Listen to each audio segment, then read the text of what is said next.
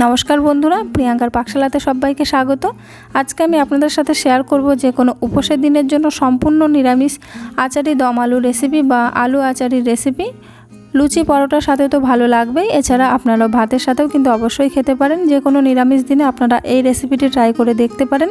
দেখে নেওয়া যাক কিভাবে বানিয়ে নেওয়া যায় আচারি দম আলু রেসিপি। আচারি আলুর দম বা আচারি দম আলু বানাবার জন্য নিয়েছি 8টা মিডিয়াম সাইজের আলু। আলুগুলোকে আমি খোসা সমেত সিদ্ধ করে নেব। তার জন্য আগের থেকে ভালো করে ধুয়ে খোসা সমেত আমি প্রেসার কুকারে দিয়ে দিচ্ছি।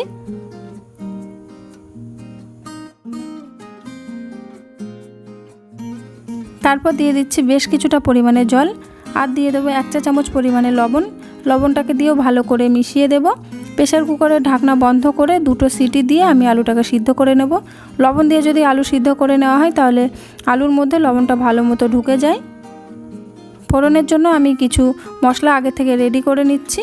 1/2 চা চামচ পরিমাণে কালো জিরে, 1/4 চা চামচ পরিমাণে মেথি, 1 চা চামচ পরিমাণে গোটা মৌরি, আর নিয়ে নিচ্ছি 1 চা চামচ পরিমাণে আধ ভাঙা করে নেওয়া গোটা ধনে, আর নিচ্ছি 2টো গোটা শুকনো লঙ্কা। শুকনো লঙ্কাগুলোকে আমি একটু ফাটিয়ে নিচ্ছি।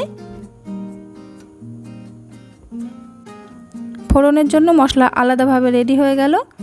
এবার আমি গুঁড়ো মশলাটা রেডি করব। তার জন্য আমি একটা প্লেটের মধ্যে নিয়ে নিচ্ছি 1.5 চা চামচ পরিমাণে ধনে গুঁড়ো, 1 চা চামচ পরিমাণে চাট মশলা, 1 চা চামচ পরিমাণে সামরিচের গুঁড়ো। সামরিচ যদি না থাকে সেক্ষেত্রে গোলমরিচের গুঁড়ো ব্যবহার করতে পারেন। আর নিয়ে নিচ্ছি 1.5 চা চামচ পরিমাণে চিলি ফ্লেক্স। চিলি ফ্লেক্স যদি না থাকে তাহলে শুকনো লঙ্কাগুলোকে একটু ড্রাই রোস্ট করে নিয়ে গুঁড়ো করে নিলেই হবে। নিয়ে নিলাম 1/2 চা চামচ পরিমাণে কাশ্মীরি লাল লঙ্কার গুঁড়ো আর 1/4 চা চামচ পরিমাণে হলুদের গুঁড়ো। এটা হচ্ছে গুঁড়ো মশলার প্রিপারেশন।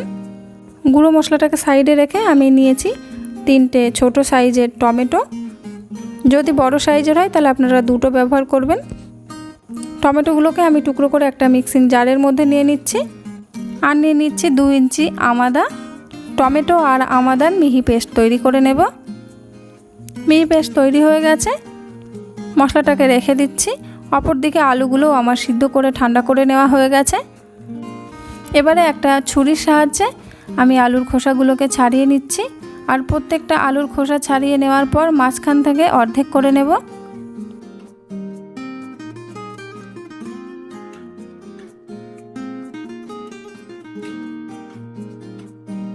আলুর খোসাগুলোকে ছাড়িয়ে অর্ধেক করে নেওয়া হয়ে গেলে রান্নাটা করবার জন্য কড়াইতে আমি দিয়ে দিচ্ছি 3 টেবিল চামচ পরিমাণে সর্ষের তেল। তেলটাকে ভালো করে গরম করে নিয়ে গ্যাসের ফ্লেমটাকে লো টু মিডিয়ামে করে দিয়ে আলুগুলোকে আমি হালকা করে ভেজে নেব। আলু সিদ্ধ করবার সময় যেহেতু আমি লবণ ব্যবহার করেছি, তাই আর ভাজার সময়তে আলাদা করে লবণ ব্যবহার করছি না। আলুগুলোকে হালকা হাতে নেড়ে উল্টে পাল্টে একটু ভালো করে ভেজে নেব।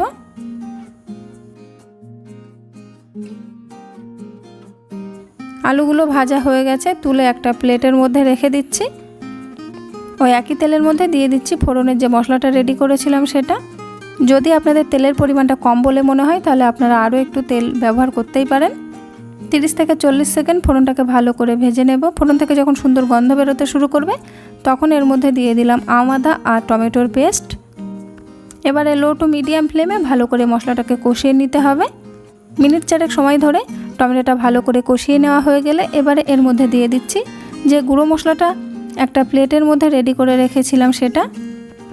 এবার সমস্ত কিছুকে ভালো করে মিশিয়ে দিয়ে আরও মিনিট 2 সময় ধরে ভালো করে কষিয়ে নিচ্ছি। মশলাটা কষানোর সময়তেই আমি দিয়ে দিলাম অল্প পরিমাণে আরও একটু জল। তারপর জলটাকে দিয়েও আরও মিনিট 2 সময় ধরে লো টু মিডিয়াম ফ্লেমে মশলাটাকে কষিয়ে নিতে হবে।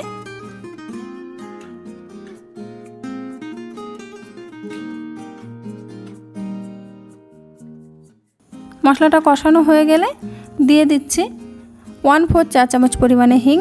হিং দিলে খুব সুন্দর একটা গন্ধ আসে। যদি আপনাদের হিংয়ের অপছন্দ হয় তাহলে আপনারা হিংটা অ্যাভয়েড করতে পারেন। হিংটা আমি মশলার সাথে মিশিয়ে দিচ্ছি।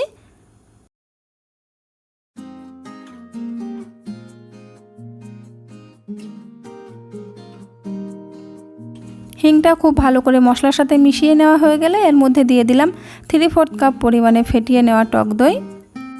টক দইটাকে দিয়েও খুব ভালো করে মিশিয়ে নিচ্ছি। আর যখনই আপনারা টক দই ব্যবহার করবেন কখনোই কিন্তু ফ্রিজের ঠান্ডা টক দই ব্যবহার করবেন না, নর্মাল রুম টেম্পারেচারে থাকা টক দই ব্যবহার করবেন। ঠান্ডা টক দই ব্যবহার করলে কিন্তু টক দই কেটে যাওয়ার সম্ভাবনা থাকতে পারে, তাই সবসময় চেষ্টা করবেন রুম টেম্পারেচারে রেখে তারপরে টক দইটা ব্যবহার করবেন। টক দইটাও ভালো মতো কষিয়ে নেওয়া হয়ে গেলে এর মধ্যে দিয়ে দিলাম ভেজে তুলে রাখা আলু। গ্যাসের ফ্লেমটাকে লোতে রেখে আলুগুলোকে মশলার সাথে খুব ভালো করে মিশিয়ে নিচ্ছি।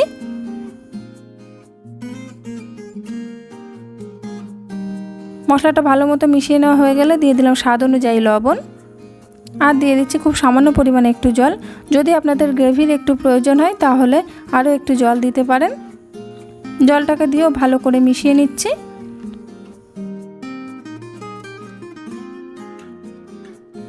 দিয়ে দিচ্ছি 4টে চেরা কাঁচা লঙ্কা। লঙ্কার পরিমাণটা আপনারা নিজেদের পছন্দ মতো ব্যবহার করতেই পারেন। ভালো করে সব কিছু মিশিয়ে দিয়ে গ্যাসের ফ্লেমটাকে লোতে করে দিয়ে ঢাকা দিয়ে মিনিট 2 সময় আমি এইভাবে দমে বসিয়ে রাখবো। 2 মিনিট পর ঢাকাটাকে খুলে নিচ্ছি। আমাদের আচারি দম আলু কিন্তু মোটামুটি হয়ে এসছে। তবে সবশেষে দিয়ে দিচ্ছি 1/2 চা চামচ পরিমাণে ড্রাই রোস্ট করে আধ ভাঙা করে নেওয়া মৌরি, আর দিয়ে দিচ্ছি 1/2 চা চামচ পরিমাণে ড্রাই রোস্ট করে আধ ভাঙা করে নেওয়া ধনে, আর দিয়ে দিচ্ছি 1/2 চা চামচ পরিমাণে চিনি। চিনিটা অবশ্যই আপনারা নিজেদের স্বাদ অনুযায়ী দেবেন। আর দিয়ে দিচ্ছি 2 চা চামচ পরিমাণে কাঁচা সর্ষের তেল। কাঁচা সর্ষের তেল দিতে কিন্তু একেবারেই ভয় পাবেন না, যেহেতু এটা আচারি দম আলু তাই কাঁচা সর্ষের তেল দেওয়া কিন্তু অত্যন্ত প্রয়োজনীয়। কাঁচা তেলে একেবারেই গন্ধ হবে না, আচারের সুন্দর একটা ফ্লেভার তৈরি হবে। সব কিছু দিয়ে ভালো করে মিশিয়ে দিয়ে গ্যাসের ফ্লেমটাকে বন্ধ করে দিয়ে ঢাকা দিয়ে আমি 3 মিনিট স্ট্যান্ডিং টাইমে রাখবো। 3 মিনিট পর আমি এই আচারি দম আলুটাকে সার্ভ করব। আমাদের আচারি দম আলু একদম তৈরি।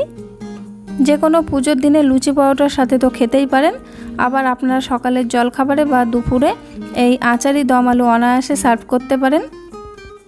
আর যদি রুটি দিয়ে খেতে চান সেটাও কিন্তু অবশ্যই খেতে পারেন।